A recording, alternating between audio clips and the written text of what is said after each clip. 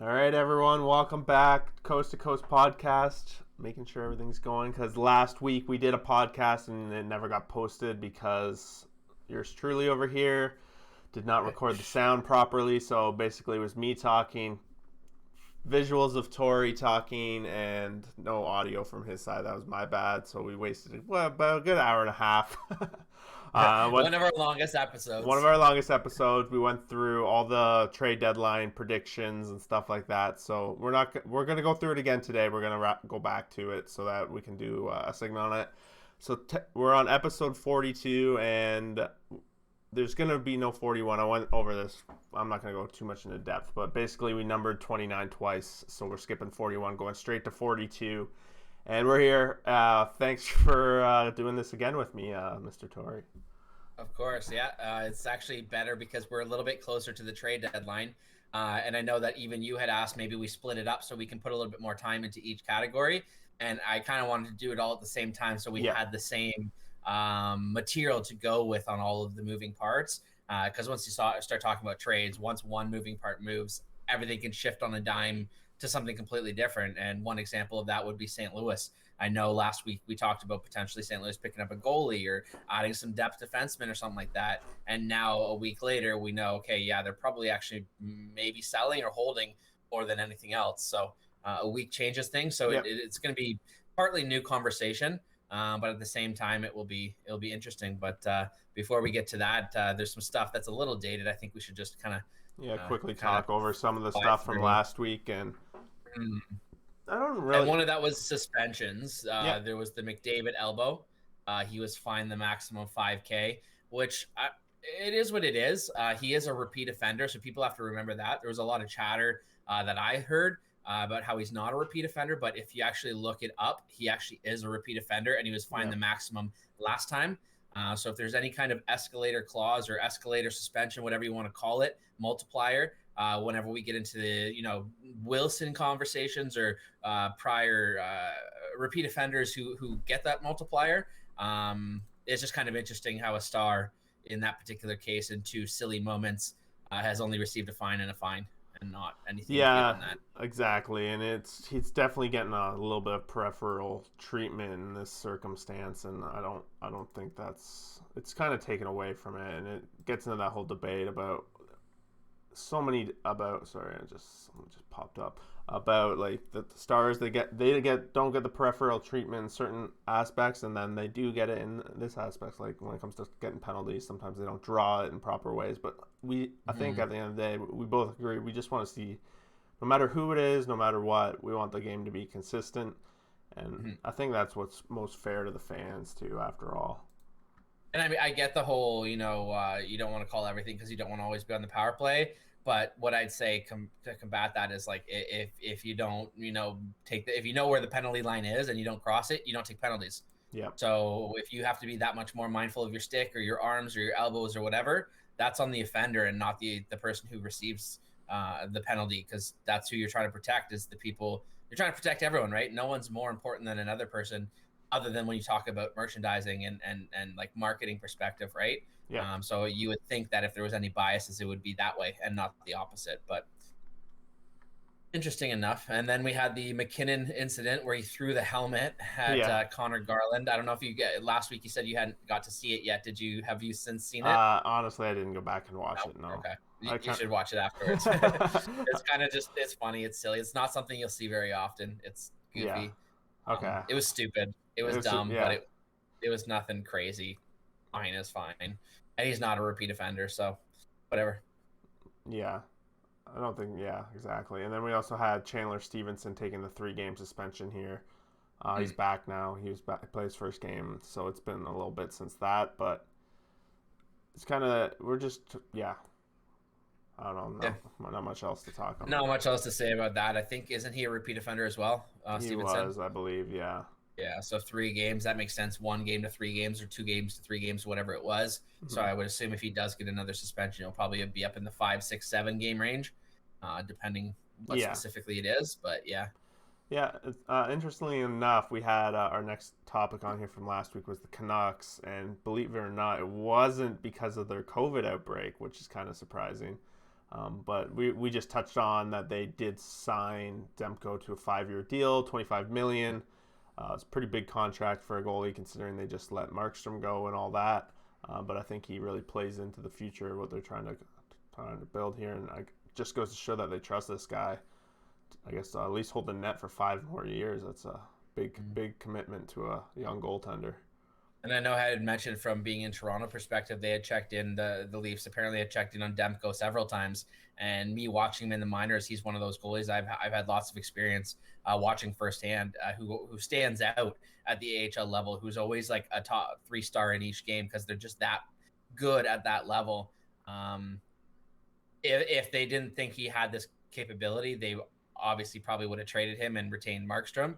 Yeah. But the fact you get a younger goalie that you feel, speaking in terms of Vancouver, feels that he has a higher ceiling than what Markstrom had at that current time, or maybe on the downfall or stall at the top of his career, right? He might just fit in better with the fact that this whole team's young too. Like, I don't know how much they really weigh into that, but it could be a factor. A lot of people have probably played a lot of games at Utica, right? So there's probably that friendship that's been built up, and he's not the veteran goalie. He's the buddy goalie, right? So it's a little bit of a different feel. So it's interesting. It's good for them. But another signing they had was Tanner Pearson. I don't know if you caught this or not. I did, yeah. I don't know. This just came out an hour ago or so. Yeah, it's a pretty big signing considering they're working on getting him signed, but they got a lot of bigger fish to fry. So it's a little interesting, just the fact that this is the one that gets done first. I guess it, in theory, leaves less wiggle room on the other guys, but maybe they're obviously having conversations of some sort that we're not privy to, and have something to do with maybe they're not close with these other guys and they're lighting a fire under them, like, oh, we're gonna run out of space soon, or like, you're not gonna get the money we're offering now soon because we're gonna run out, or who knows what this is. I don't know. Pearson, 3 years, that's a lot of money for Pearson. I don't know. The thing where I went immediately was expansion, because I've said this before, that if Vancouver's owners are willing to buy out specifically 1 or 2 forwards, then they'll be fine through expansion. If they don't, and they have to protect these guys that they gave no movement and money to, they're going to lose a really good player. And then they just added another forward that they're going to have to either protect and or expose. Maybe from there, like, I didn't catch anything about a no move clause.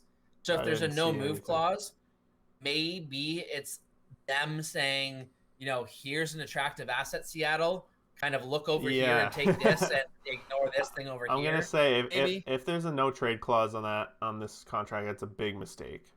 Yeah, so I would assume that there's not, just based on that. I would hope not. I would really hope not. It's a huge mistake, like you said. If it does, huge mistake. If not, then I'm more in line to agree with you. If not, because there's like, oh, this nice little young forward that you can have for the next couple of years to get your franchise off the ground at the very least. Oh, damn it. I don't have my charger. Uh-oh. My computer's going to die. I'll be right back. All right, well, I'm just going to say, well, he's gone. If you guys are making it to this far and you guys love baseball, you know what you got to do. You got to be making sure you're watching my Wake Up with Baseball videos every morning. I've been ripping one of these out. What we do is we go over the prior games, like the episode or the games from the night before. I just kind of go through the scores. I go through the box scores, and I go over it, and we're just following the season, because this MLB season is going to be off the chains. And if you're not following along and you're a baseball fan, just make sure you're checking that out. On top of that, we do our power rankings for MLB every season, or every week. We do it on the Sunday. It'll come out Monday mornings, so keep your eyes open for that. And honestly, if you're listening to this part and you have some comment or want to hear me and Tori talk about something in the future, just make sure you let us know. And the comments are your best friends. I read all the comments. We've been doing this podcast for a while, and now he's back, so we're gonna get right back to it. I am back. It's just hilarious because I had moved all my electronics down this morning from upstairs. Yeah. And it was actually right beside me. But I had to run upstairs. It's all good. It was like the perfect amount of time. I managed to give myself a shout out for the whole Wake Up in Baseball movement we got. Nice. That's growing, so that's I'll have to catch it when I watch it afterwards. Yeah, it's awesome. Yeah, so just on top of what we were talking about with the Canucks, they are going through, what are they up to, 23 people in their organization that have now been COVID, which I think is 23 more than last week when we were going through it. So Mm-hmm. I think it had just been postponed before or while we were filming last week. Yeah. So it's a big shock, and like I was kind of looking at the standings, and I know Vancouver wasn't really it. They probably didn't have a chance at making the playoffs. We were on the fence whether they'd be able to make a run at that last playoff spot, but after this, they're going to be done. And I'm just wondering what kind of impact it has, because there are rumors of floating around. I don't know if they've reached all the way out east, but some of these players are like pretty sick, and like UVs having to be hooked up. Like again, it's just rumors, so I don't know, but.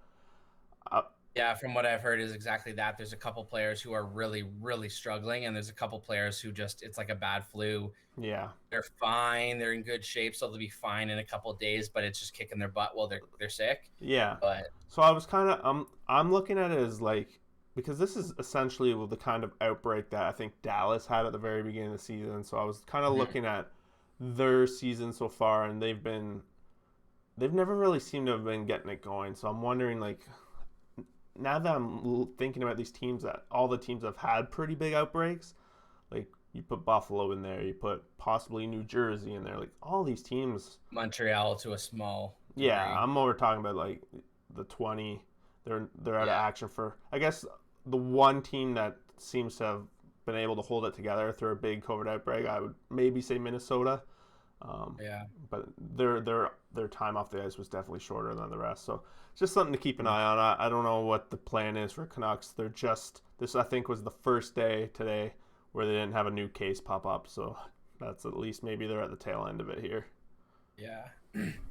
Yeah, hopefully. And I know that as a Leaf fan, they kept out William Nylander yesterday Yep. for precautionary reasons due to an external potential exposure. So that's good news in a sense that it's from an exposure outside of the team.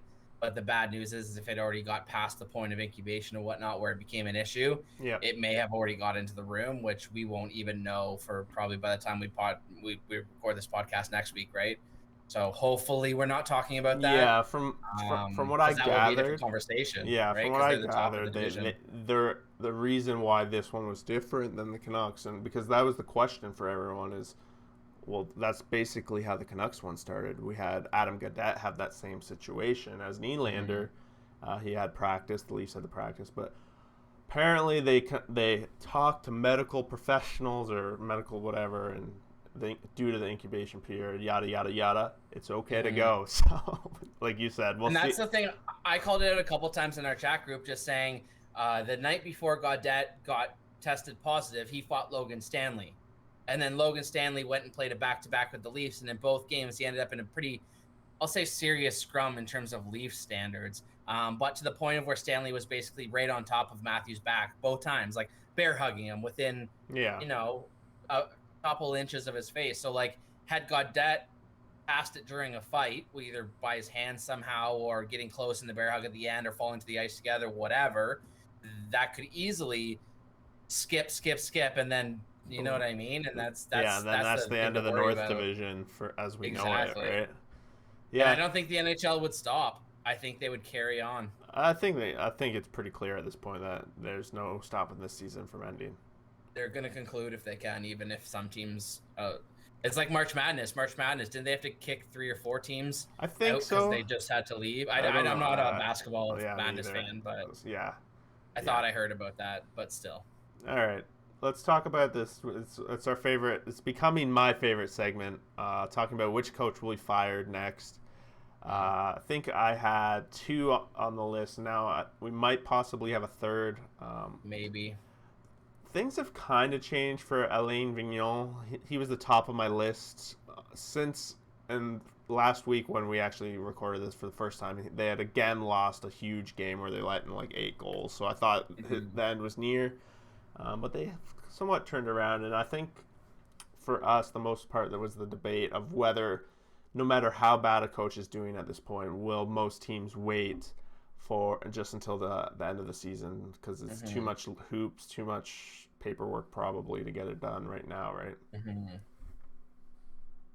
Yeah. Yeah, I think we're definitely on the same page when it comes to that. I don't know if a coach is going to get fired. I think the one that I think is a for sure at some point between now and the conclusion and or when they get mathematically eliminated is Tortorella in Columbus. I think that if they do hold on from him, I think that the day that they get eliminated, they relieve him of his duties and basically just play free for all. Yeah. Once they've traded everybody, they don't have a coach that's demanding. See what else they could maybe turn into pique some interest around the league, I guess I should phrase it. Mm-hmm. And then go from there. Maybe that's the play for Columbus. But I mean, I don't think they start next season with Tortorella. I don't think that's a possibility at all. Yeah, I don't really see it either. I'm with you. I think he's possibly the next one out here. Mm-hmm. I don't think St. Louis is going to fire their coach, at least not during the season. Maybe if they end up missing and just shitting the bed down the end of the stretch, maybe. Yeah. But I think he still has some leash left in there. I don't know about Vigneault. I don't follow Philly enough, but like we talked about multiple times before, they got blasted a couple times.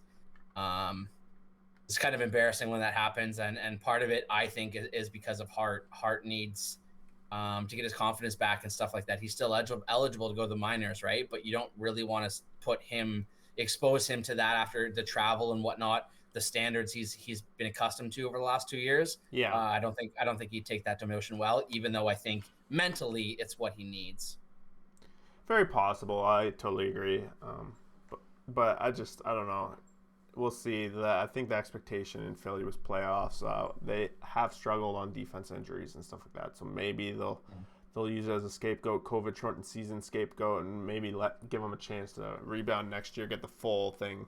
Because I know I was thinking about it earlier. Oh, sorry, I didn't mean to really interrupt there. But Matt Niskanen, who retired because of the COVID, he was a monster for Philly last year. I guess a lot of people overlooked how valuable he was. And with him leaving, he's always been pretty valuable. He's been one of those guys. We talked about it too with Perioko.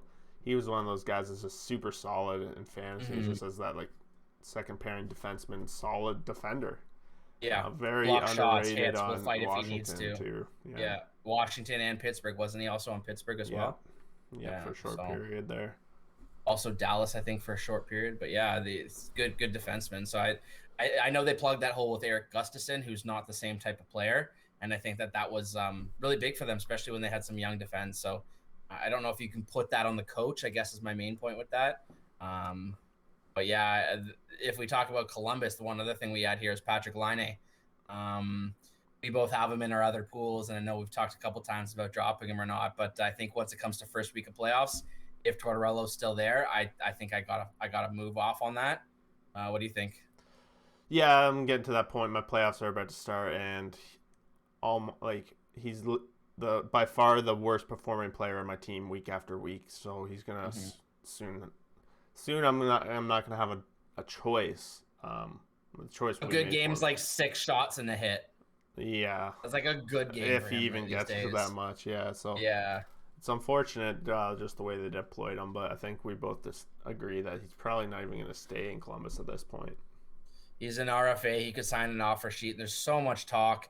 I've heard talk for over a year now that he wants to be in California. And I know we talked a little bit about it, just about how like different people have different, they vibe with different places around the world, with different places around North America. And if you're a metropolitan area person, you like the big city, you like the New Yorks, the Torontos, the Chicagos, whatever you want to call them. Or you're maybe you're a surfer guy. You like the California. You like the laid back, wearing your sandals to the beach type of guy. Mm-hmm. Depending on the type of guy you are, we know Laine is definitely more laid back. He's done several interviews in his pajamas.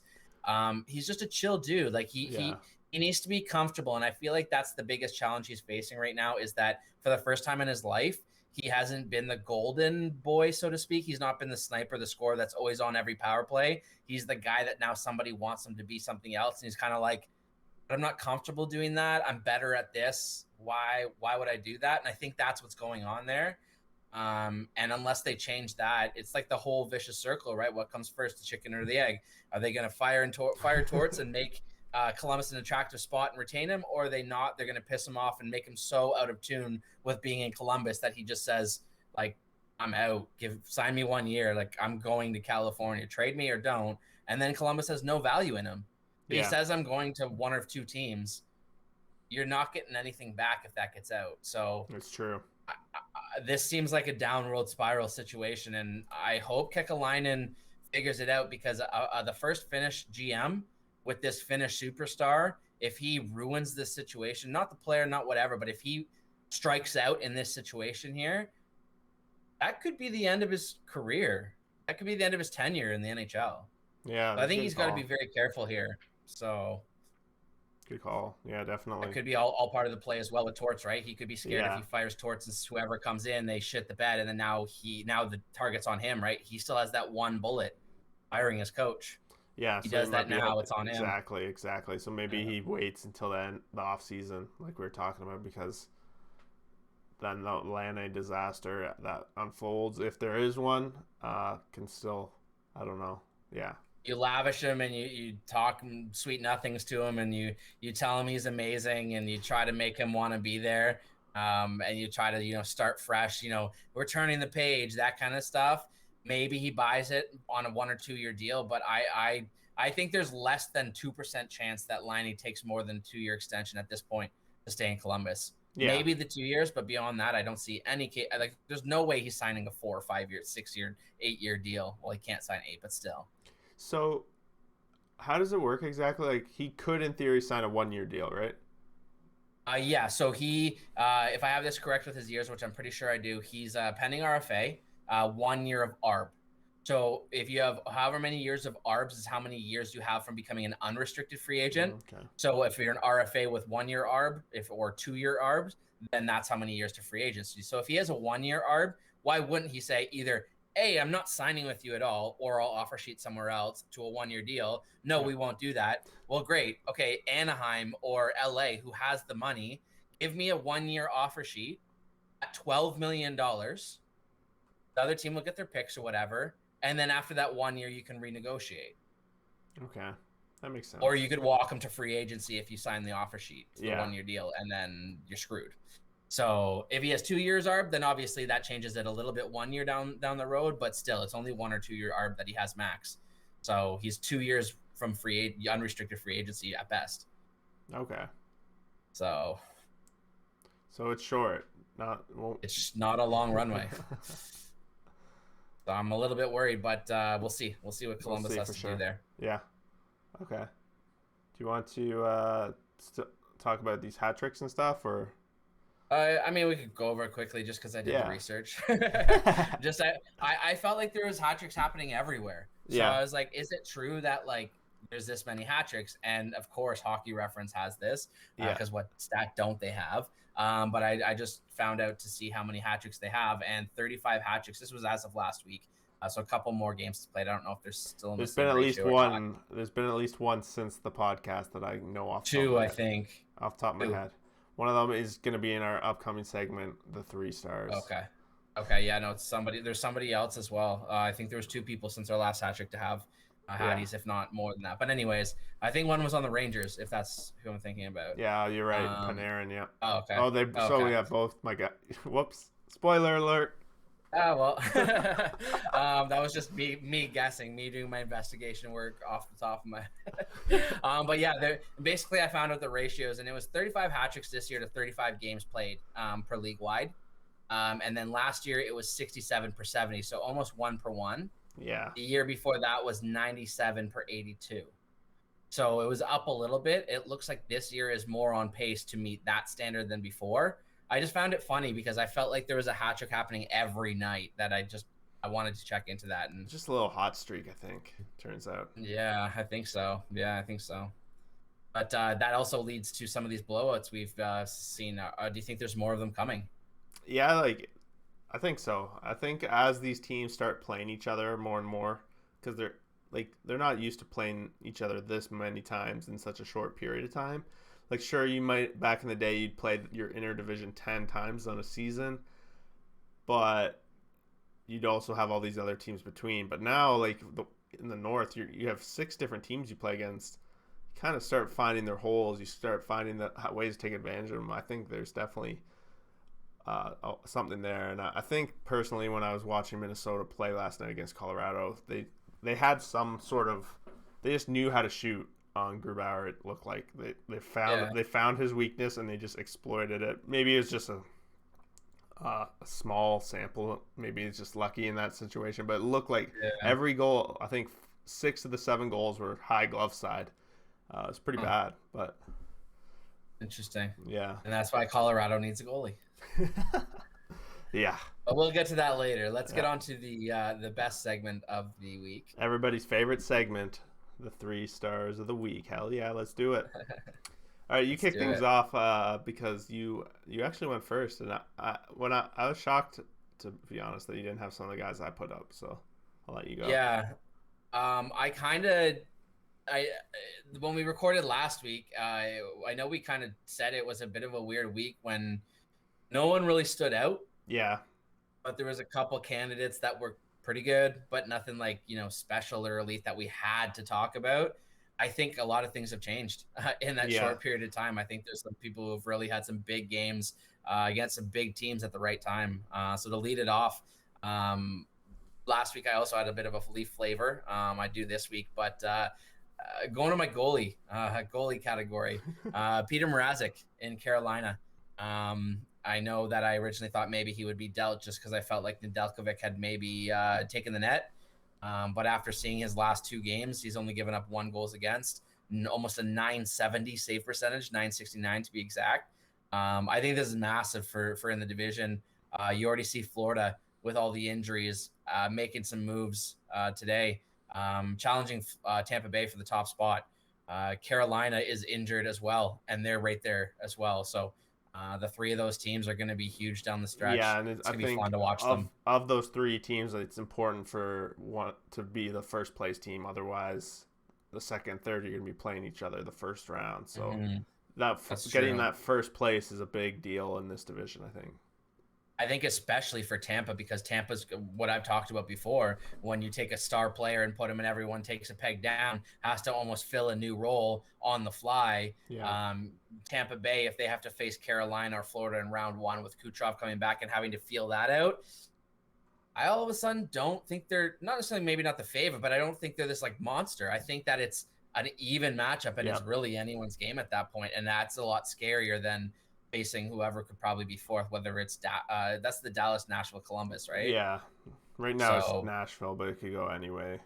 Any of those are not as, I mean, Dallas, if they get healthy and get hot, maybe isn't, well, they're probably the opponent you'd want to face least at that point.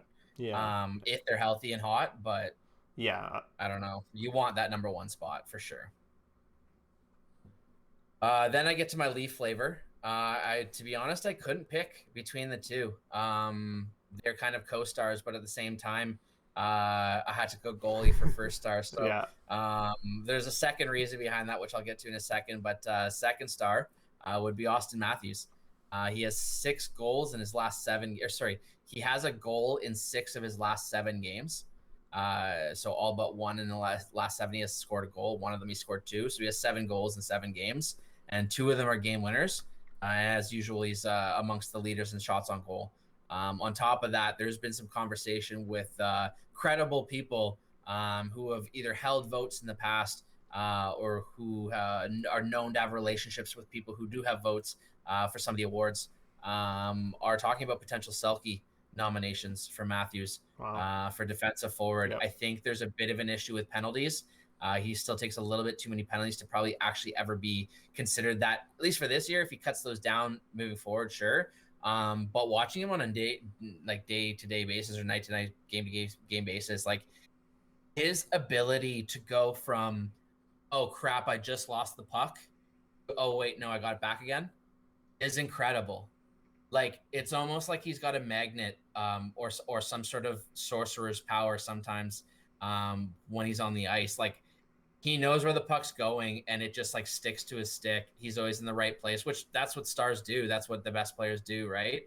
Yeah, I haven't watched him as much as I used to last year when I owned him as fantasy, but when I Yeah. do watch him, he's always doing some sort of play, or the way he handles the puck is just the little things that keep the puck on his stick are pretty Mhm. incredible. Yeah. And the thing with him that I think people don't remember is that, and I think that people have to put into perspective specifically with Matthews, is Matthews basically took a route to the NHL that no one to my knowledge, or not that I can think of top of my head, took.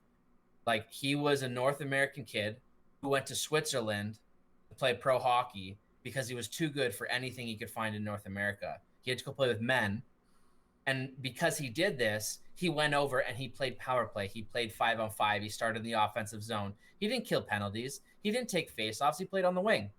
So, like, he was a guy who had this tool set and was extremely raw and didn't get a lot of time to put his work in. Hmm. Like, the only comparable I could think of off the top of my head, different sport, would be a Giannis Antetokounmpo. Hmm. Like, he was drafted later in the first round, and he had all these tools. He was big, he was strong, athletic, all these things, but like, they weren't sure if he could turn it in. Or like, you look at baseball, Aaron Judge.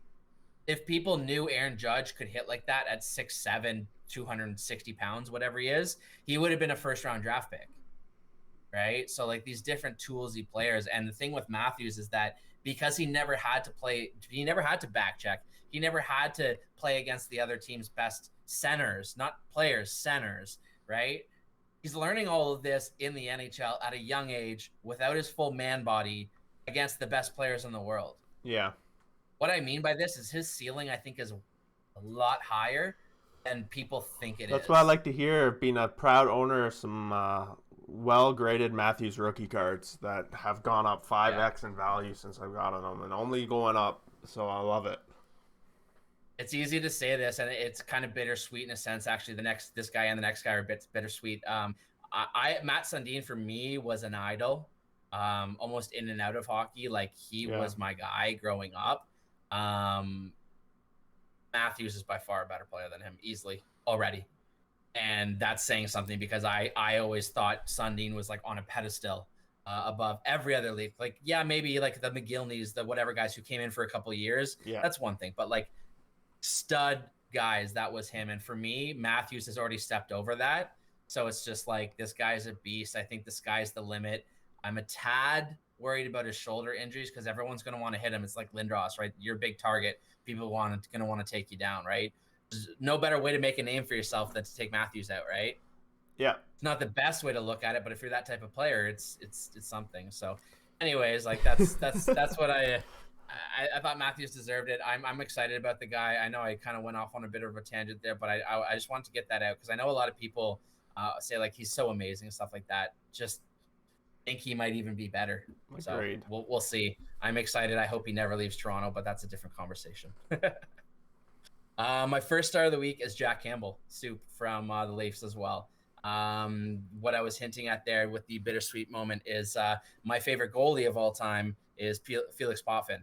And he just broke his record for most consecutive games with a win to start your Maple Leaf career, Yeah. and that has obviously been held since almost when we were born. So I thought that deserved a shout out, and yeah, he looks incredible. I don't know what we're gonna get into with the Leafs goalie system in the playoffs, but hey, it looks fantastic right now. He plays a quiet game, and I'm becoming a fan, even though I Good. still really like Freddie. I always like Campbell. I love him. Yeah. All right. Well, I don't have any Leafs on mine, but my third star of the week goes to the guy who's very, very, very likely at this point now to win Rookie of the Year, Kirill Kaprizov. Kirill. Kirill Kirill Kaprizov. Kaprizov. There you go. Thank you. There you That's go. why we keep you around.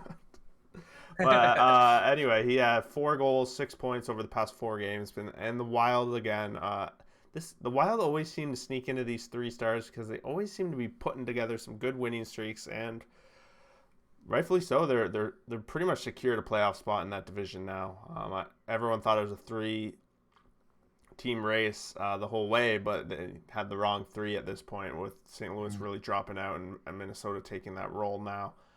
But a big part of it has to do with this rookie. He's been huge on their power play, and last night is a prime example of how their power play is so successful. They scored 4 power play goals yesterday against Colorado, and he was a big part of it. And just giving him a shout out, I'd be shocked if at this point anyone else catches up and wins Rookie of the Year, considering the year Minnesota's been having. Yeah, it's kind of like when Panarin came in. When it's just like he played 5 years of pro, I think. Yeah. Both of them actually before they jumped in. So like you're not really a rookie. You've been playing 5 years against pro, or against men, right? Yeah. No, like that's the one unfair thing about that aspect of it, but it is what it is. Yeah. My second star, and this I think is going to be the first defenseman to ever get outside of the 3 stars or outside of the 3rd stars, and I'm giving it honestly. It was a toss up between 2 defensemen. But I went with this guy because he's on a different team than my first star.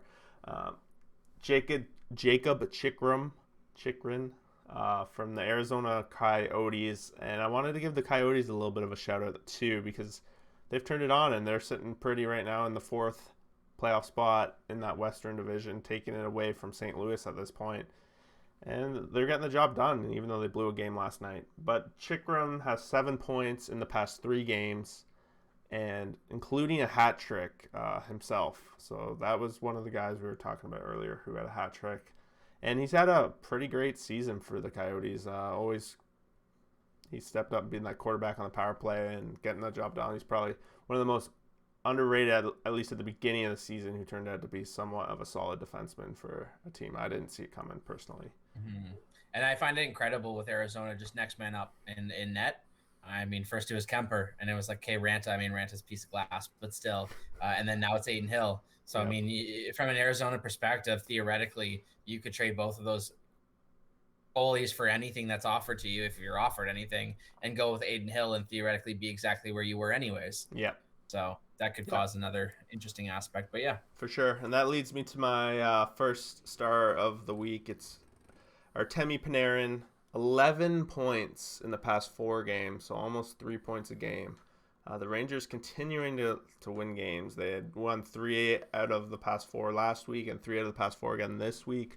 So as much as they're still pretty much out of the playoff hunt, they're still alive. Like, they have a chance, and this team is definitely heating up. If you look at their goal differential as a whole, it's definitely positive, which is rare sight for these teams that are out of the playoffs. So if they go on enough of a heater here, they could sneak in. It'd be insane, but they could do it.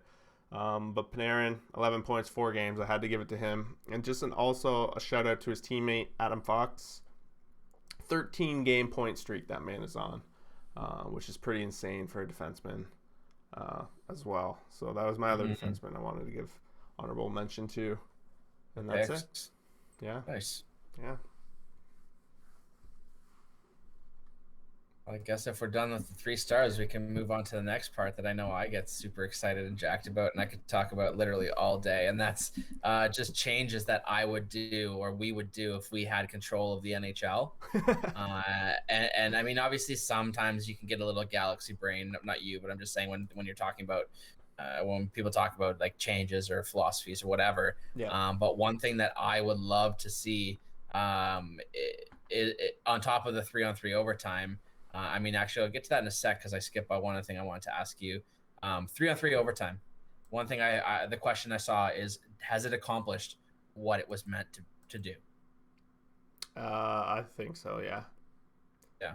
I think what it was meant to do was possibly make it more exciting, but also conclude more games before the shootout was what I think it was supposed to do. And I think it's accomplished it. I think we're seeing far less shootouts than we were before they introduced it. The one thing I talked about it too is I don't like what 3-on-3 has developed into, this kind of like gimmicky huge puck possession kind of thing where one team possesses the puck for like 3 straight minutes and then all of a sudden the other team gets a breakaway. Like I don't like that aspect of it personally, but I know it's super exciting for people watching, so I can appreciate it at least. And like the way that I come about it is that like it's literally a built-in marketing opportunity. Like right now, especially for a league that sometimes when goals happen, they're anticlimactic. Yeah. because you don't know if it's really you don't know if it's actually a good goal or not, or whether it was offside before it went in, or these other things. How perfect would it be? You want to make a player X montage, or you want to make a montage about all the All-Star game players, about all of their exciting moments that year.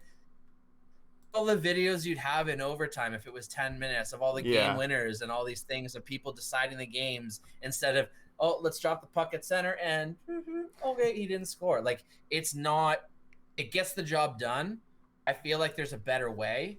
I Yeah. feel like you can't push it too long. You can't do continuous overtime. You can't do that. A lot of times it's like a As much Tuesday as we night. would You love can't it, have yeah. fans.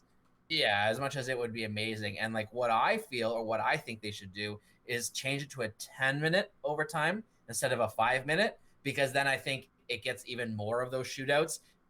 Some games will still go to shootout, and at that point you have to just get it done, which I get. At that point within a couple shooters it will get done. But the amount of games that would be more exciting and finished and concluded within a 10-minute time frame, exactly what you're talking about. Within 5 minutes, you can cycle through your lines 2 or 3 times, play that game of cat and mouse, and kill it until it's the shootout, right? And some teams do that. Yeah. How fun is that? Yes, it's accomplishing the goal, but like, what the hell? It's not Yeah. exciting. It's not for the fans. It's literally just to get a technicality out of the way. And for Totally. me, I feel like the ones that go undecided, if you played 10 minutes, how many more exciting moments would you have to share with the fans? It's true. A lot, right? Yeah. And it's built in. It's life that's recorded. You can go back and share. The Like, only thing people I can would relive hate as these a moments. fantasy player is my goalie would be more likely to let a goal in. But then you'd also be happy because there'd be more game-winning goals, because there's no Yeah. game-winning goals given in the shootout, but there is in overtime. Fair enough. Yeah. Value. And there'd also be more value because somebody might have 9 overtime winners that year. Well, clearly that player spends a lot of time on the ice in overtime and stuff. And on top of that, the one thing that I wanted to mention, I know I've said about penalties, I think penalties should just be full 2 minutes. I feel like if you score, great, you should get the opportunity. Like, you should drop the face off at center and start over again. You shouldn't Yeah. get another advantage in terms of that. But hey, if you score 4 goals on one power play, shouldn't have taken that penalty. And then again, it comes back to this whole thing with the penalties. You don't have to call them as much, right? Yeah. Like I said, I like that. But and then the makeup calls aren't as important because one team could score 3, and then the makeup call later they're only getting 1 back. Like, Exactly. And yeah. then if you're playing a really top power play team versus an average power play team, you give them both 7 opportunities or 4 opportunities, whatever the number is. Over time, the better team is going to gather more power play Yeah. goals, That right? makes sense. So that's what we want in this. So if you mix those together on top of that, I would love to see overtime. If you take a penalty in overtime, Mhm. don't go 4-on-3. Don't add more bodies to the ice, because it's going further away from where you want to go. Your purpose is to end the game. Your purpose is to not take penalties in the shootout or in the overtime. So it goes 3-on-2. That's what I would suggest. I think that with that all being said, one thing that comes to my mind that I would want changed in that aspect as well is the 3-point game. I would want Yeah. regulation if we're gonna make overtime a little more crazy like that. Even if we didn't, I still think the regulation win should be 3 points at this point. It's I'm a so believer of weird that. that a game can potentially be a 2-point game and then another game can be a 3-point game, whereas Yeah. the team that wins in regulation actually gets punished in a division standings compared to his 2 people that are chasing him that divvy up the points. I don't like it. Yeah. So that's Yeah, you could have 2 bad teams that fail to win a game. One of them has to win, but they both suck. They didn't decide who wins. Somebody has to win in shootout. Yeah. Somebody who wins in regulation. I Like would you're just saying, 3 points. What's Yeah, the I would just look difference? at Makes no the sense. race right now specifically of like Tampa Bay, Florida, and Carolina. Tampa Bay Yeah. smacks Columbus in regulation 6-0, gets 2 points. The other 2 go 1-1 and then go to overtime, and one of them is Mhm. gonna get the same amount of points as Tampa Bay, and the other one's going to only Still gains a lose. point. Yeah, still getting a point. So it's Yeah. pretty hurting. Yeah. I'm a huge believer of that. I think, and what I've said offline too is that it's COVID situation. Nothing's ideal. This is the time. If you're going to make changes, this is the time, Yeah, because all these changes have been forced upon you anyways. I think people it's are time used to to change now in general. Exactly. It's Yeah, a new world, right? So add the 3-point things. And everyone, my first response I always get is, if you do that, you have to change all the trophies and you have to change the record books and stuff. It's like, yes, you do. But then you just say, this is post COVID when we made the rules this. It's like Like, baseball, right? You have yeah. the modern era. There's like four different eras of baseball now because it's been Mm-hmm. around for so long. But it's like Mm-hmm. anything else, everything evolves. You can't keep it the same. Mm.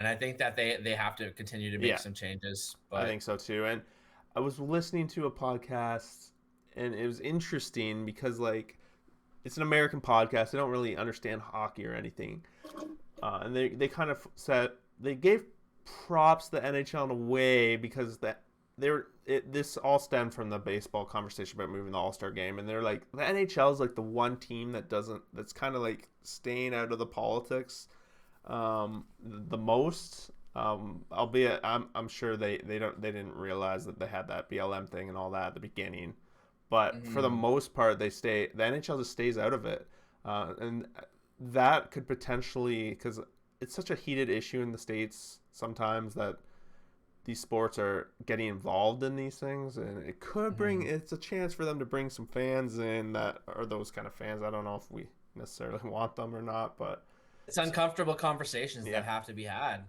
really. yeah, And that's the thing that I've jokingly but somewhat seriously said about hockey is, look at the generally the crowd that it targets. Look at the general staff it has and hires and pays. Look at the general alumni. Look at the general, employment and players and all that other stuff. They don't have the firsthand experiences and concerns, maybe, as people in football or people in yeah. baseball or people in these other sports where it's that much more prominent. It's not like what you just said. The NHL just stays out of it. Imagine the NBA just stayed out of it.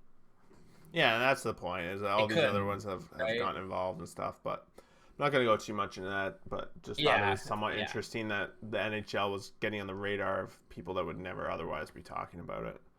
And Hmm. in their perspective, it was a good thing. But Hmm. let's. Oh, hello. No, Yep. still there. Do you want to move on? We can talk about these trade talks Yep. for cross. So what, I'm just gonna pull up our spreadsheet here that you've so graciously created and it looks amazing. Well, before we get that, I just wanted to say that since last week, we have had one trade. Well, actually, two trades to announce. Yep. The first one was New Jersey and New York Islanders, the big one, sending 50% retained for Zajac and Palmieri, for I think his name's Mason Jobst and Frederick Borgstrom or something like that in the seventh. They're roster players, younger guys, nothing too special. I feel like it wasn't a lot, unless I'm missing something. Um, No, it seemed like not much. Definitely with the retained salaries of 50%. Like they're basically almost they're not like buying a first round pick. And it's funny. I don't know if you saw this, but um, the Devils all they're like Twitter tweeted out how they actually hope that they get the 31st pick, so that their boys can win a Stanley Cup. So I thought it was pretty funny. Fair So enough. yeah, Fair enough. I don't know. I, where I thought it was at is I thought they would have got the first and fourth for Palmieri, 50% retained. Like yeah. that's where I see it. So like the two average players and The trade deadline's for like super Zajac, close, I don't isn't it? know. It's like a couple days It's away. Monday. Yeah, Monday. so Yeah. it's crazy. It's set in the market's definitely set as a buyer's market now. Hmm.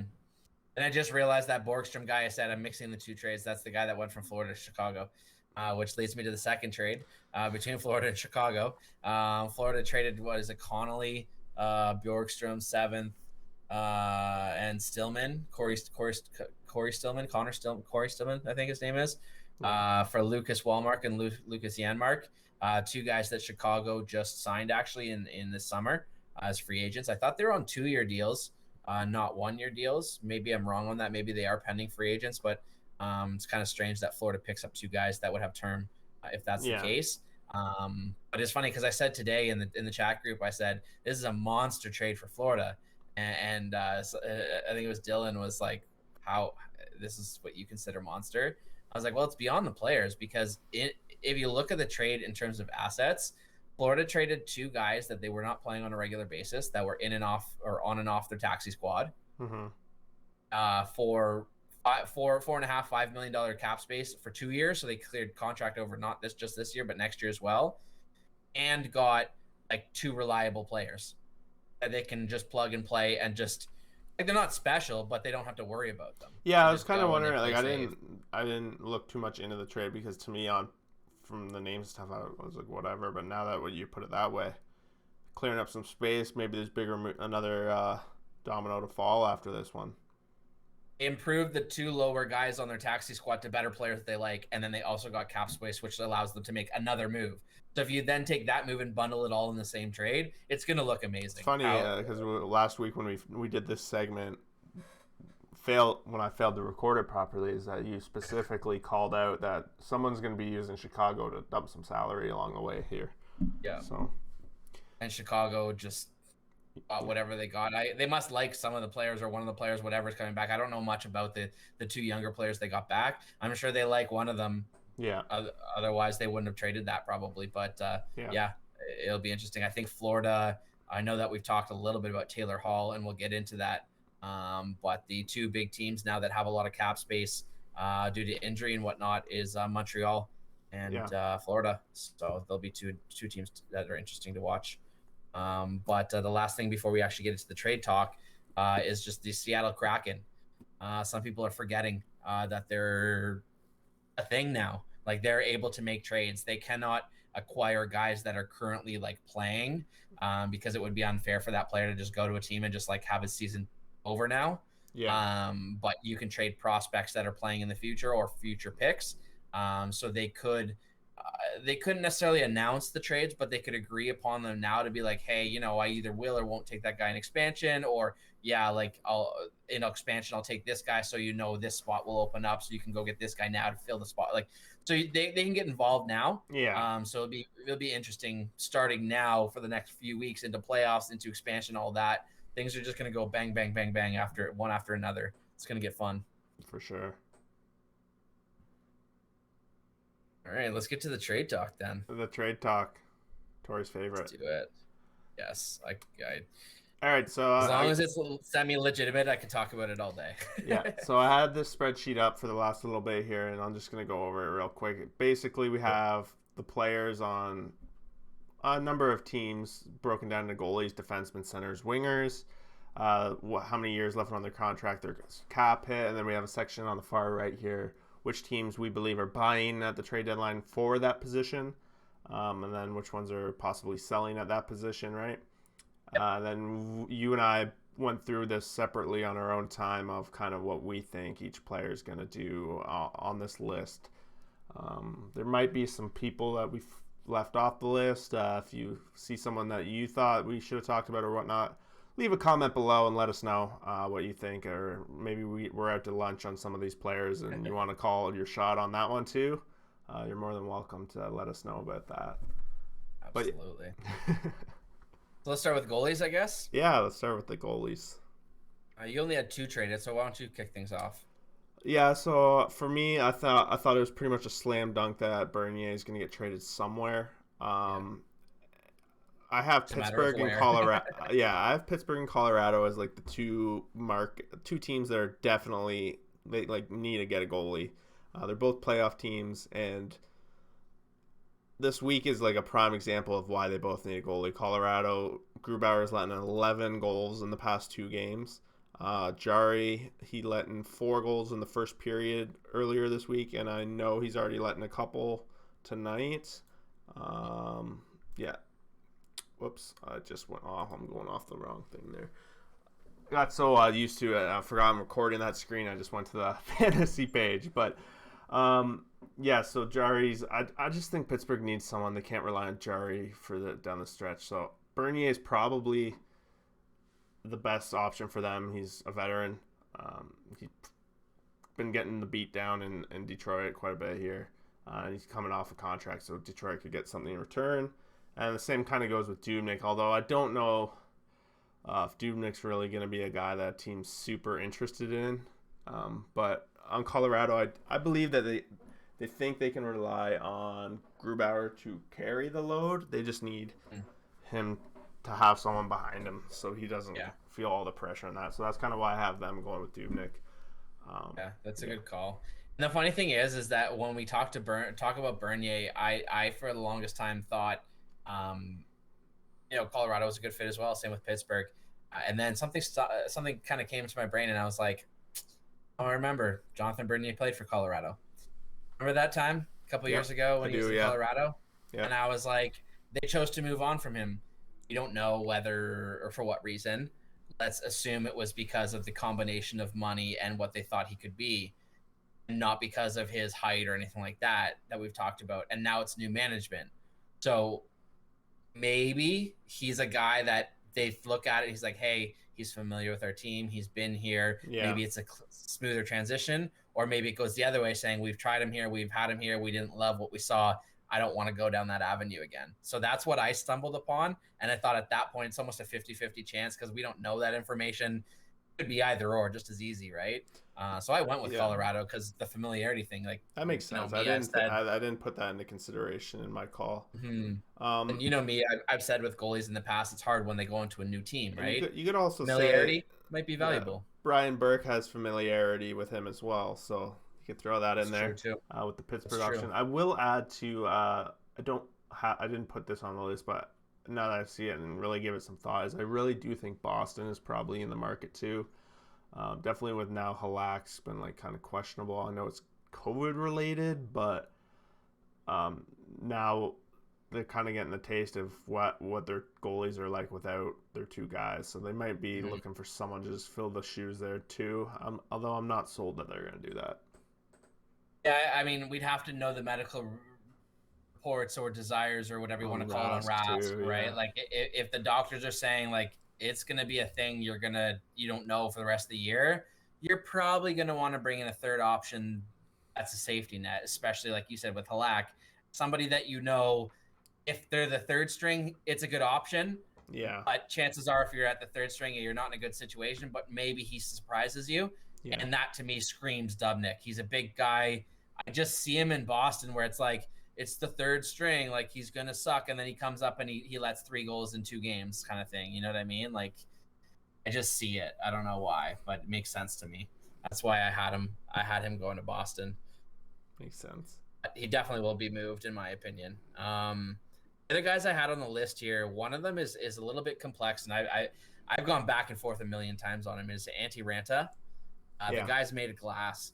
He never can stay healthy. So like, why would a team give up anything?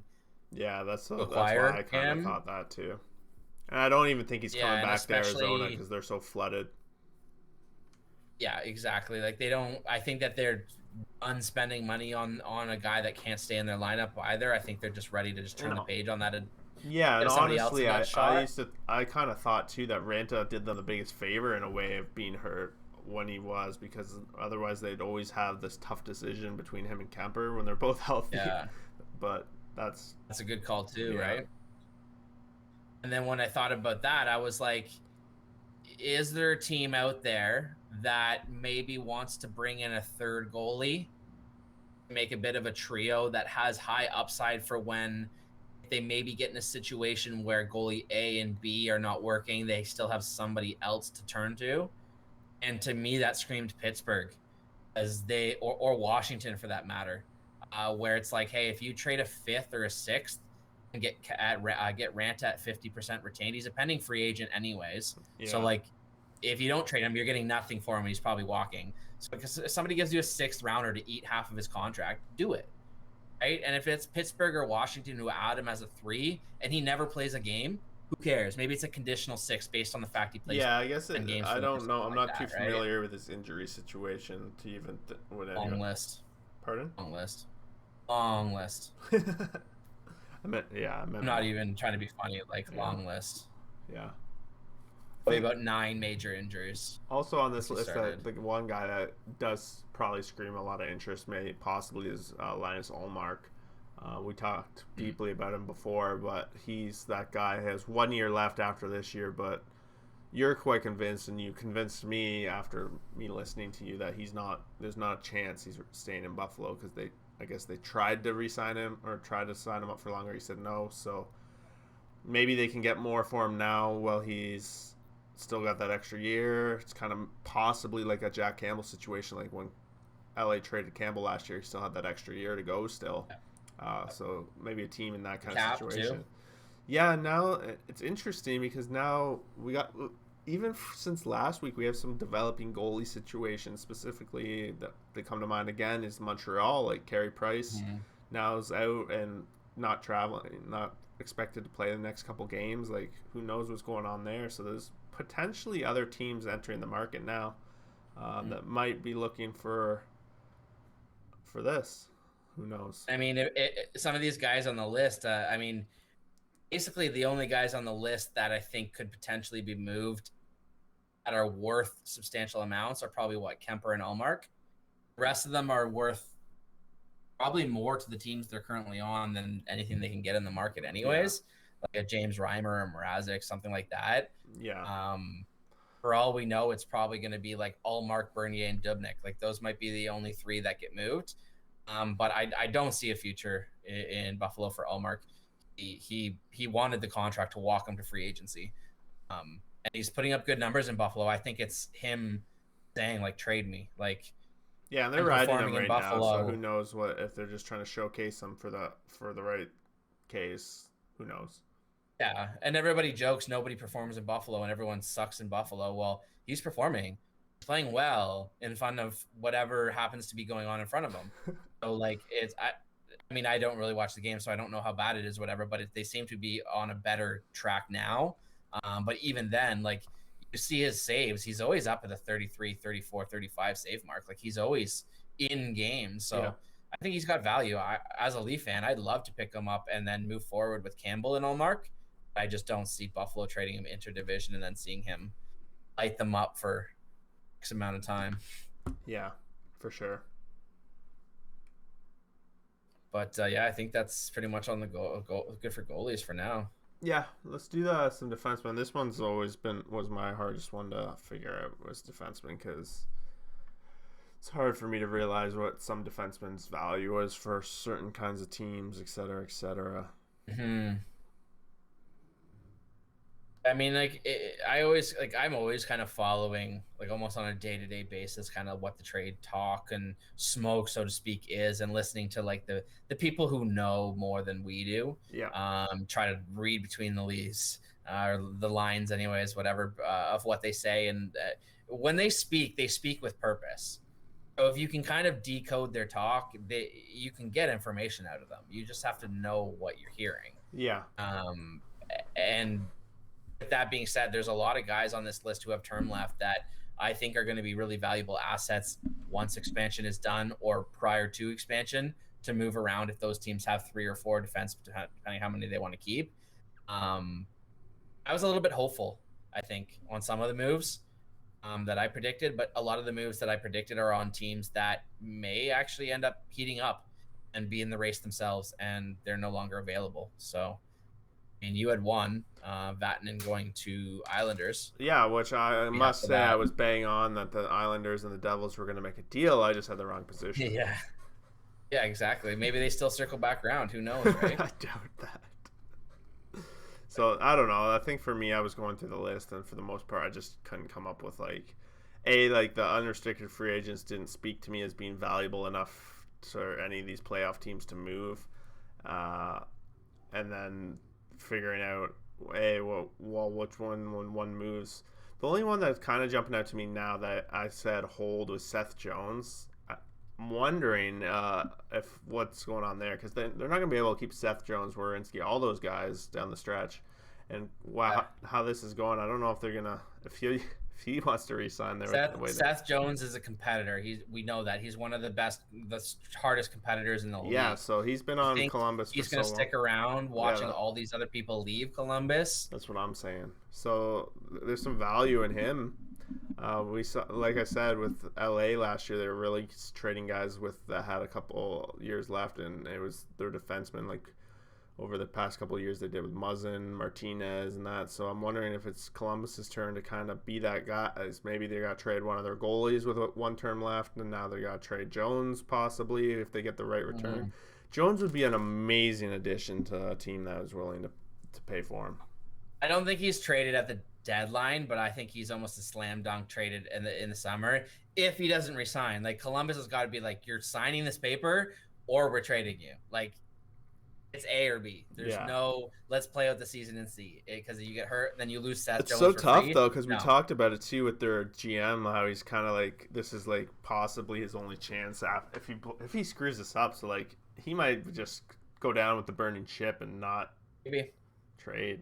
He might give him the extension, fire the coach, and just basically cross his fingers and say, hey, if next season doesn't work out, he's done. You know those cases where the teams, like the GM's like going down with the Edmonton, that's usually a prime example. The ship's going down and he starts signing papers, he's trading guys left and right. And if I'm doing something, it looks like I'm trying. Yeah, but you have to do good things. And then he screws the team up for the next decade, right? So yeah, exactly. So I don't know.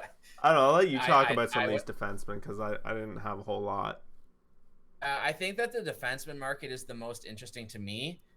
More so some of the names that we'll probably talk more on in the summer about possible trades. Obviously, Seth Jones being one of them, Ristolainen being another, potentially Ekman Larson, but probably not. Maybe a Josh Manson, even a PK Subban. Subban might be the surprise move at the deadline at 50% retained. It's still a lot of money because he gets $9 million, so $4.5 million. That's like an average price for a number 3, number 4 defenseman, right? So, but if you paid like a Chicago, for example, to eat another half of that, then maybe we're talking. Could you imagine a $9 million defenseman being traded 4 times on that same contract each time? Imagine that you got like imagine 2 teams. You got 2 teams to eat 50% for a one-year deal. You never would for a 1-year term. UFA maybe, but 1-year term you'd never get multiple teams, let alone one team to eat salary. But then you look down the list and you get into D'Angelo and Gostisbehere. D'Angelo isn't really even worth talking about. I think he's just riding the pine until he gets his contract bought out. I don't think we'll ever see or hear from him again. Gostisbehere, I don't think is that good of a defenseman. He's an offensive defenseman. He's like a poor man's Tyson Barrie, who has term and dollar. I don't see the value there. Mm-hmm. And the last guy I'll mention there with term is Brent Burns. I think Brent Burns will either be turned into a forward or traded by this time next year. If you say it enough times, it doesn't mean it's going to happen. Okay. Either that or the Sharks are just the definition of insanity, and then that's okay for them as well. It's not me who's in control of that. Yeah. But their loss. Yeah. But if you actually get into people who are traded, I do actually think Josh Manson might be traded. If he is, it's going to be to Winnipeg or Boston. Outside chance Carolina, but I don't see why they would do that, just because then they'd have way too many defensemen to protect. And then I don't see how that does them any well. Well, it could help them basically bait them into, you have to take this defenseman from us. Like, they'll know who's getting taken. I mean, if they could move Jake Gardner back for Josh Manson, then that might be a base to have a conversation around. Yeah. But I think that in all likelihood, Manson, if he is traded this year, he's going to end up in Winnipeg. Something tells me Winnipeg's going to go for it, and I feel like we're going to hear a trade in the next 48 hours. By Saturday morning when we wake up, we're going to hear Winnipeg's that Winnipeg in such a prime spot to make a move. With Hellebuyck. And I think it's going to force Leafs. Hellebuyck playing the way he has, you usually only have so many good years of a goaltender, and yeah. They're only really missing a number 3, number 4 defenseman from really being legit, right? Yeah. And deep, and they've got Dubois now that's in the system. Like, they're gonna have the centers. Like, they're the team that scares me as a Leaf fan.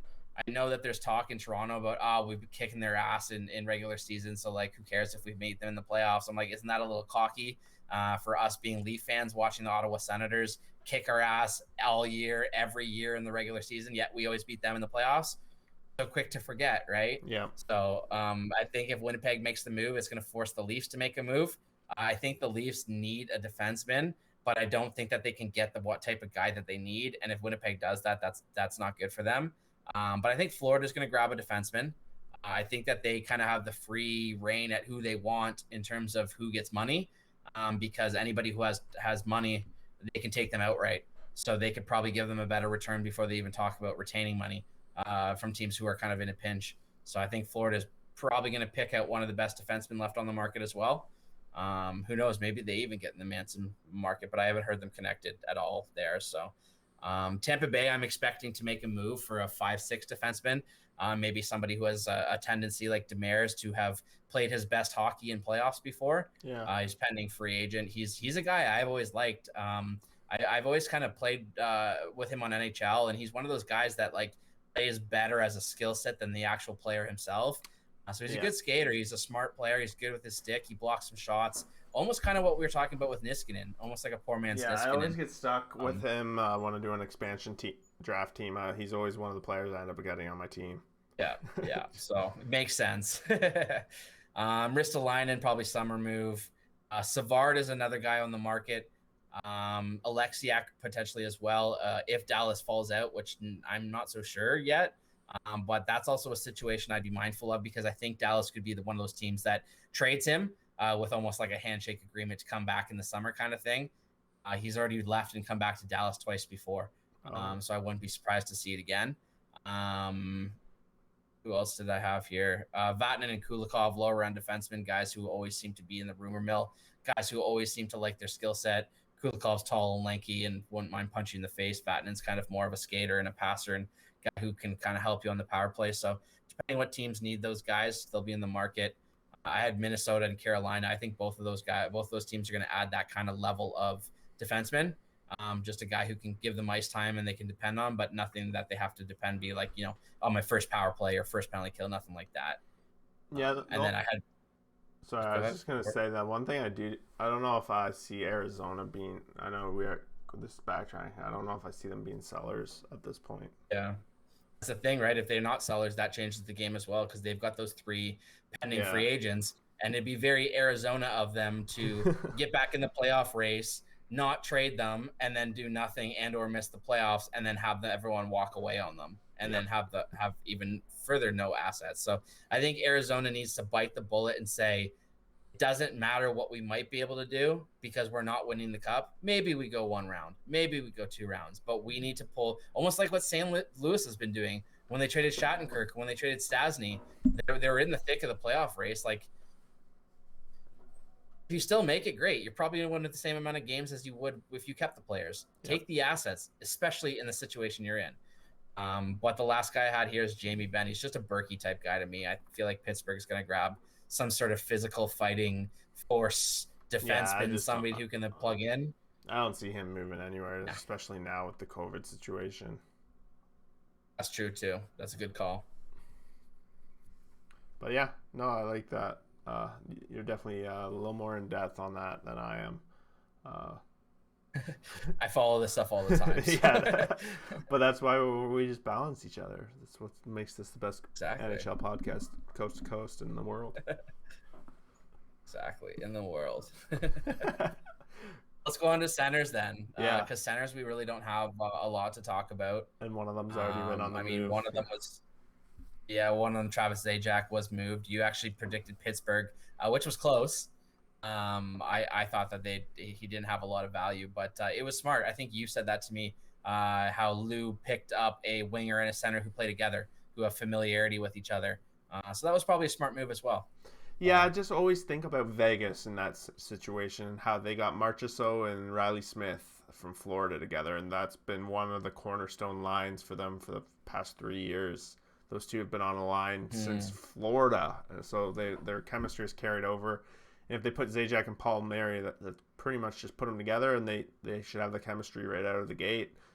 Yeah, lock them in as your second line center and winger. or whatever, even third line. Yeah, whatever works. Yeah, that was smart. The only other centers I saw have any value was Nick Foligno. I mean, obviously Boone Jenner with term left, but he's now out for the season with, I think it's a shoulder or elbow or something injury. Yeah. So he's off the market. But Nick Foligno is an interesting case for me. There's a lot of talk in Toronto that everyone seems to want him. I don't know if it's partly because of his dad played for the Leafs back when and whatever. It's one of those things where it seems to be young and old both seem to want him. So I I've don't know always if been it's a because big of fan that, of but him. Always yeah. playing the DFS and like that. He always seems to have some clutch goals. I think he'd be a good fit for them. I think the most acceptable or most appropriate statement I've heard is he's the most like a Zach Hyman to add to the lineup. And that's exactly what we need. If we could have one like another Zach Hyman, the Yeah, Leafs would by far be the best team in the, if not the North, probably maybe the NHL. Top 3, 4 anyways. yeah, makes But sense. he Uh, could also drop the gloves and be that yeah. leader and play the penalty kill, block some shots. So it'd be a nice fit. But Brendan Sutter on here. As much as he's an unrestricted free agent, I have him like not being traded. You haven't been traded. I don't see it being possible. Again, mm. I'm just gonna say the COVID reasons probably gonna keep teams away at this point because I just wonder if you can even make a trade right now. Even if Vancouver wanted to trade him, I feel yeah, like the NHL would say, "Sorry, you can't." yeah. That's the one part. And also I think he's not coming back to Vancouver because he's one of those guys that the salary's too much for him to fit in this lineup any further. As much as he's good two-way centerman and good depth player, they just won't be able to afford him. Mm. If And this he's COVID injury thing was prone. not here, yeah, if he wasn't injured and this COVID thing wasn't a situation, he'd be that typical guy that somebody would want to add at the deadline, just for some depth, some helping for some Yeah, penalty kill down the lineup or whatever. Same thing like yeah. Bonino and these guys who have had big moments, but I'm I think you definitely have a good interested call on there. how that COVID's gonna impact if Vancouver's gonna be able to make any, because that would suck to not be able to turn Yeah. any of your guys into anything. Maybe that's why they announced the Pearson signing because they knew, fuck, we can't do anything over the next 2 weeks. Why don't we get our excitement over now? Maybe. Who knows, right? Yeah, that's pretty much centerman, I think, for Centerman, me, yeah, unless there's you not have a whole anything to lot add. there. No, no, that's good. Let's go on to these wingers. There's Yeah. a little bit more here. Um, I actually had a few traded here, which I'm shocked. Filled this out a little while ago, but I think wow, I actually had Tanner Pearson here as being traded, so we know that's wrong. Mm, I just I did too. I had I just didn't know where. yeah, I really think Edmonton's in the market for a winger. Um, so I think so one of these guys is definitely going to end up there. Who it is? Maybe it's Taylor Hall after all this. He's going to make his grand return to Wingerville, Edmonton, reunite him finally. Who knows? But maybe they don't because he's cursed. Who knows? I don't think they should go down that road. But yeah, I think Levo makes a lot of sense to either going back to Edmonton or to Toronto. I have him Mm. as that guy. I think Calgary at this point is pretty much all but out of it. I'm saying that, but you know me with my reverse curse. Yeah. But yeah, I think there's only a couple teams in the market. Looks like I have Taylor Hall. I predicted to go to Carolina, which kind of crazy to think about, but maybe it Actually, not a fits. bad. Yeah, That's It'd be terrible. It'd be a very interesting fit, and it'd be a very Carolina thing for them to do. you think It'd be a so? big move. I, Yeah. I, I think it'd be a big move. I don't think he could be kept there. I No. think if they could get him at half retained with that roster that they currently have, I think that they've got something there in Carolina.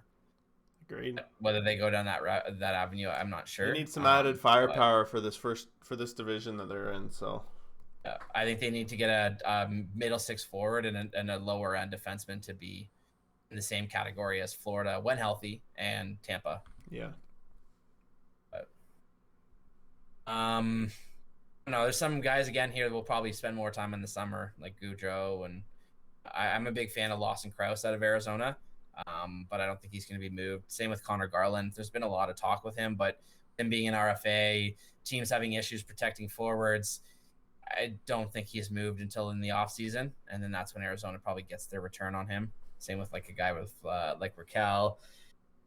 Calgary, who the hell knows what they're going to do with Bennett? They've been talking for years. I guess I could put in the same case Vancouver with Virtanen.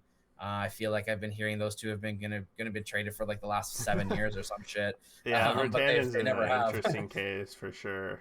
Yeah. But now that you said it, though, I've almost discounted all of Vancouver's players because who knows, right? Yeah, it's tough.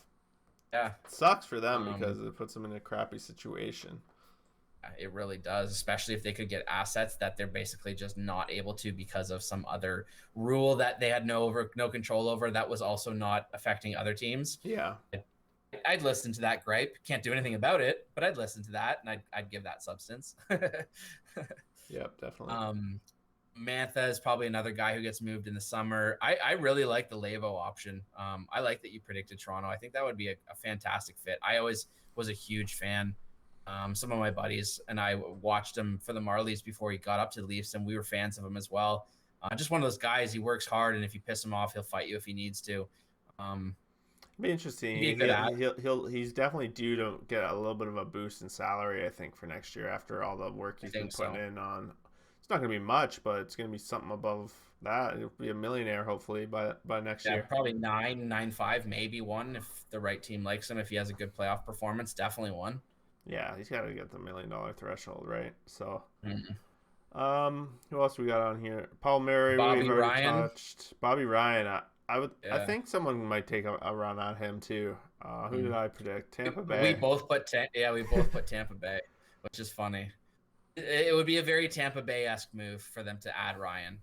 Yeah, he's experienced. He's been there. He's been around. He's had a decent like comeback year in Detroit, like under the radar. Maybe but he might just be happy to like go off into the sunset and not make the playoffs this year. Like who knows what's going Yeah, on? he's having a good year. He might be more comfortable to just finish out the year. I mean, there's been talk that he's already talked extension with Detroit. But again, if you're Detroit, why not say, hey, go and have the experience if you're comfortable with it, and then come back. Yeah, That's a better asset and like go play an extra few games and like the type of guy he is, the worker, the yeah. tenacity I he do get has the when he's vibe engaged. though Like, that this whole experience for him over the past couple of years is he's had like an awakening where he doesn't care anymore. Like he doesn't. yeah. It's not about a cup. He just wants to enjoy life. He has a whole new perspective on life. So maybe he's okay just re-signing Detroit and being there. And that's entirely fair. If that's Yeah. what he wants to do, I would never challenge that. Um, knows specifically in this situation, I don't know what I would choose. In Yep. a normal situation, I would totally go try to play. But right now, if I put myself in his shoes, I don't know. Maybe I would want to just stay in Detroit specifically for this year or maybe another year or so. You know what I mean? Yeah. Just kind of experience this chapter and then move on when you're ready to change the page, kind of thing. But yeah, it follows an interesting character. I don't know. I think he's just one of those guys who he's getting so much ice time. He's inflated. I've got a bit of buyer beware on him, which probably means he's going to end up in Toronto. I don't know. I'm a little nervous about who gives up what for him. He's a solid player, but he's like a third line or maybe a fourth line winger who's Yeah. playing up on the second line in power play, and you're not going to get what you're paying out. Maybe a clutch goal or two, but you're not going to get what you think you're getting. And I think there's a bit of buyer beware on that. So I don't know. We'll see. All right. Um, the one thing I think we should talk about here is Evander Kane. Yeah. The reason why the star is there is that there's been a lot of talk that he's traded. Obviously, if he's got his full term, which I think is 5 years left at 7 mil, he's never going to be traded. But with his legal issues that they're talking about right now, he may have his contract voided or terminated or canceled or whatever you want to call it at the end of the season, which means that if you think about it that way, he's just a rental. Yeah. And if San Jose knows that, they could then further add their asset and eat half of his contract, which would be a $3.5 million player, which would be an insane return if you're San Jose and you know you're terminating his contract anyways, regardless of what they're doing now. But again, they've heated up as well. So Yeah. So I'm super no, interested how that's all going to play out because that's one thing we haven't really seen that I can remember. Someone in this kind of dire situation of finances and having such a monster contract. I don't know how this is going to work. So I know. all we can do is watch that one unfold, and that's probably going to be the most exciting part. Probably. And I don't think it will be. If he's traded, I think writing's on the wall of what we're going to see in the summer, and he's going to be terminated and all these other things, and that will be a storyline we'll look forward to. If he's not traded, it's anyone's guess. Yeah. I think it's just them kicking the can down the road, and we still might see that, but it may not be now, may not be next offseason, it might be in the middle of a year. Like it might be literally on a random Thursday morning. Hey, they've terminated his contract next year.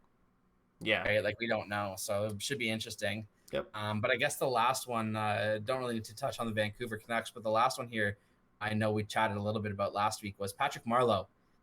The one reason I had him on here, I know he's not having a great year, but he is a vet being paid minimum.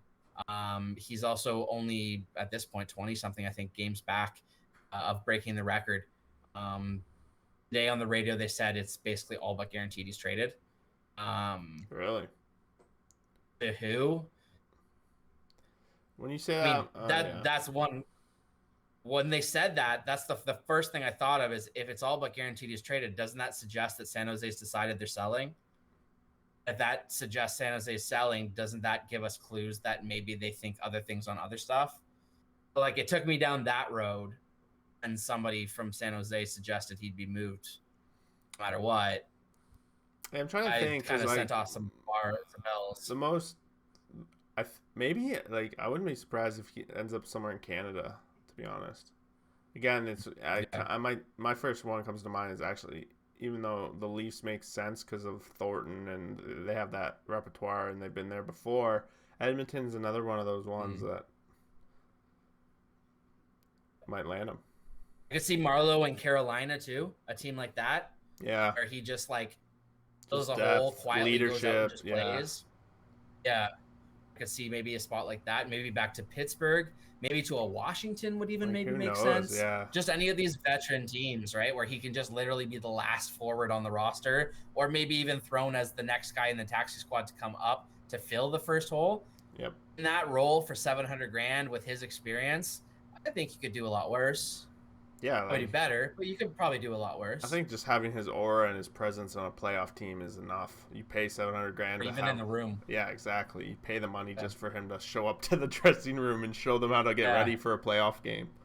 That's why I kind of went to Edmonton and the young guys.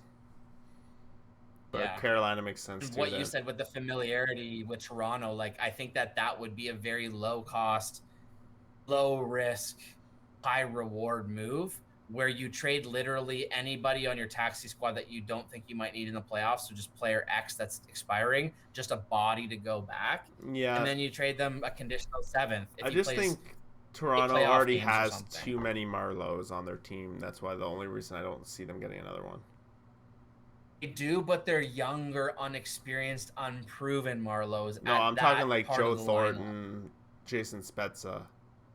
The next bodies to come in after those guys are the Barabanovs, the Patans, the Adam Brooks. These guys who, you're talking. If I'm going to those bodies, I'd rather go Marleau. Yeah, like it's 2 or 3 bodies out of the lineup, and Marleau also has the flexibility of playing center.